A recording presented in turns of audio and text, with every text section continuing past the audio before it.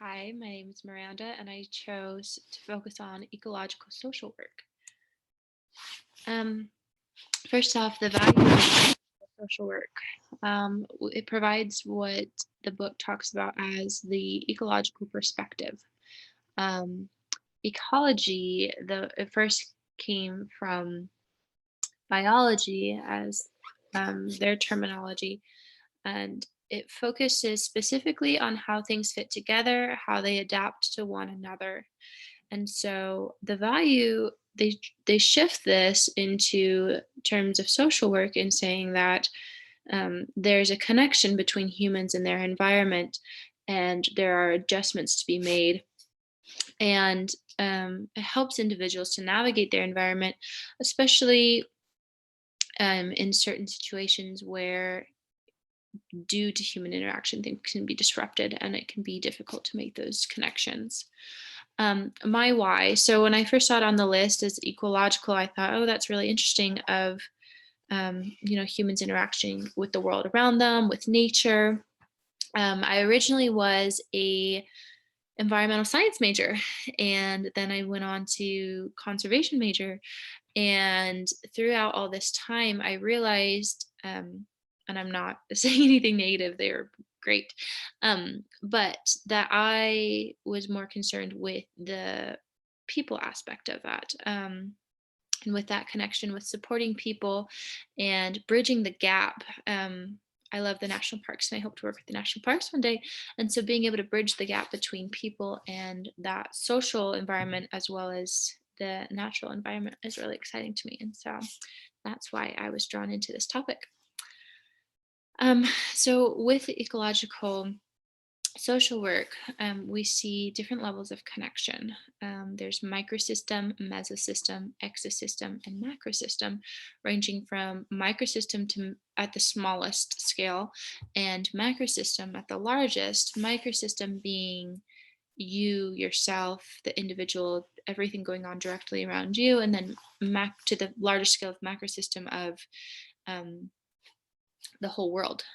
So within that, there's different systems, families, school, work, where people need to make connections and they need to have that support in interacting with the world around them. And so when it ties into the ecological aspect, you see, for example, a community and the impact that it um, work or volunteer work in a community has on you as a person and your well-being, as well as the impact that you have on the world around you.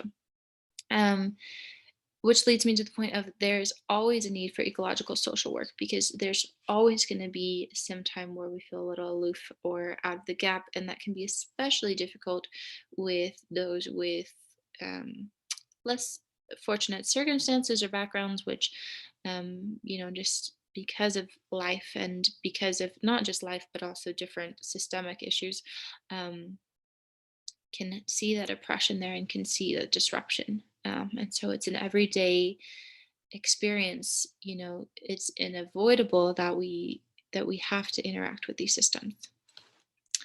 As far as education and licensing goes for becoming an ecological social worker, so it's recommended, well, pretty highly recommended, that you get your master's in social work, with a focus on global issues or environmental issues as well. As far as licensing goes, that can vary between state to state. I didn't see an official mandate on that. Rather, they just said it kind of depends on what you want to go into with your ecological social work degree.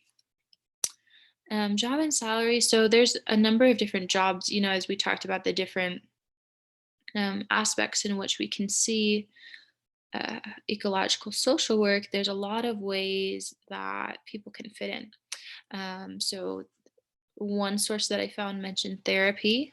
If you think about the personal level and how you interact with that system, addition to therapy can be very helpful for certain people, as well as community resources. So, for example, Parks and Recreation, which would organize community events and things like that, could definitely benefit from an ecological social worker, making them aware of certain issues and certain stressors, which could have an effect on the community as a whole, as well as individuals, as well as continuing on to, the county, the state, etc.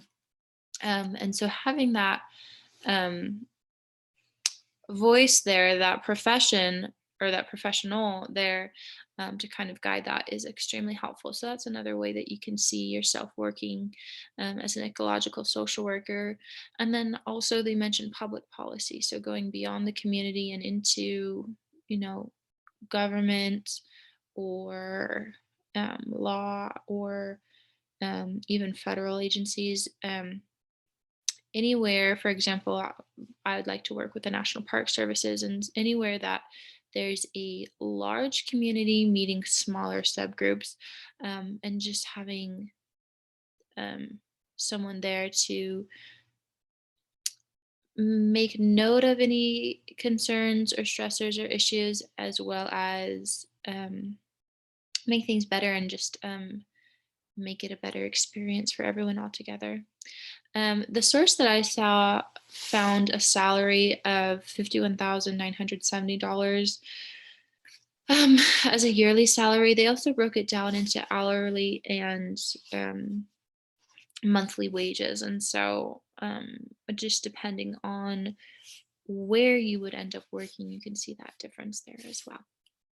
Another interesting fact that I saw is um, the ecological social work kind of takes your perspective and just shifts it to have to be broader in a lot of cases. But one of the ones that I thought was especially interesting that I didn't initially connect was talking about refugees, right?